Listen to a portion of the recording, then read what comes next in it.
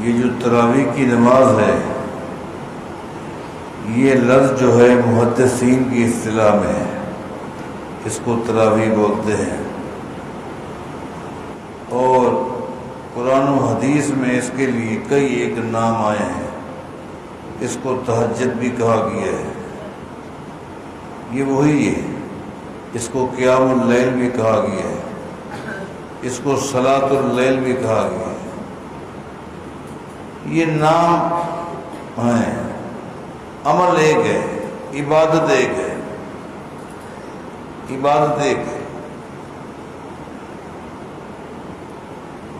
یہ نماز پتہ ہے اس کی عظمت کا اندازہ اس بات سے لگائیں کہ داب الصالحین قبلکم، زمین کی پشت پر جتنے بھی انبیاء آئے ہیں، جتنے بھی انبیاء ہیں، ہر نبی پہ نماز فرض تھی، کسی پر کچھ کسی پر کچھ، لیکن جتنے بھی انبیاء ہیں سارے کے سارے تہجد گزار تھے۔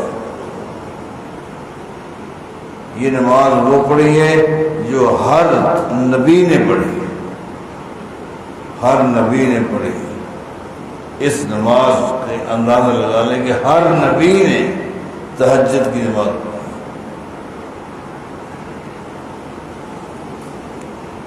11 مہینے میں اس کی ادائیگی کے لیے حکم ہے کہ آدھی رات کے بعد ہی پڑھیں۔ یہ ایک اسلام نے آسانی کی ہے کہ اس مہینے میں اس بندے نے رات کو اٹھ کے 2 کام کرنے ہیں، تہجد بھی پڑھنی ہے، سحری کا بندوبست بھی کرنا ہے، کبھی ٹائم کم ہوتا ہے، اس لیے اسلام نے آسانی کی ہے کہ عشاء کے ساتھ اس کو پڑھیں۔ ہر مسلمان کو چاہیے کہ تہجد کی نماز پڑھے، جس کی کم از کم 2 رکعت ہے، کم از کم 2 رکعت۔